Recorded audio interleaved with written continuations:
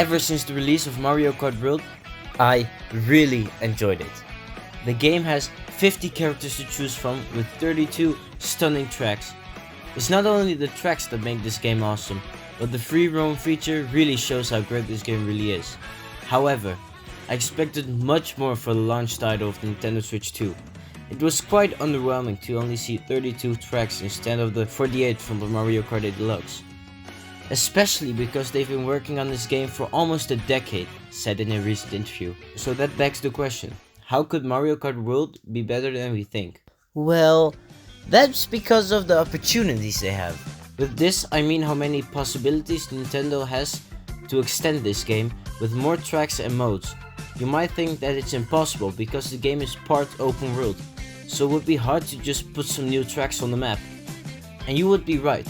It's not possible to just add new tracks, but if Nintendo could make a new island, they could bypass this problem of ruining the existing map. And they don't have to leave it at that. They can add even more, and if you think that was enough, they can add even more.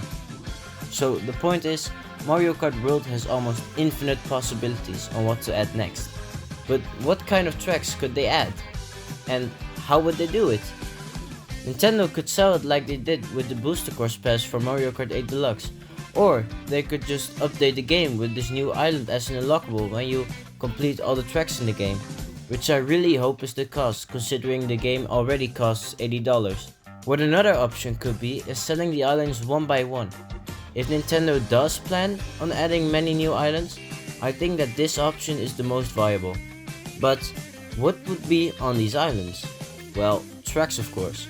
But the real question is, could you use these islands for free roam too? Because if Nintendo really did work for 8 years on this game, I can imagine how long it would take for another drivable island. So I don't think we have to expect it. But the tracks though? What tracks would we want?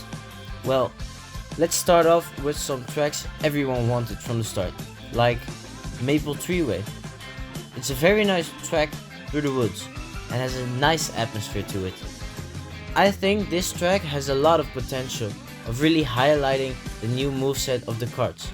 Just like Delfino Square has a lot of potential of using these.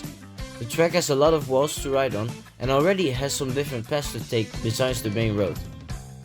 If the team behind Mario Kart World really dives into these tracks, they could make them a very cool addition to the game. If they were to add new tracks, I would be expecting for them to make a lot of new ones. I estimate the chances of Nintendo using tracks from Mario Kart 8 Deluxe pretty low. What Nintendo could do best is letting polls decide which tracks should be in the new DLC or DLCs.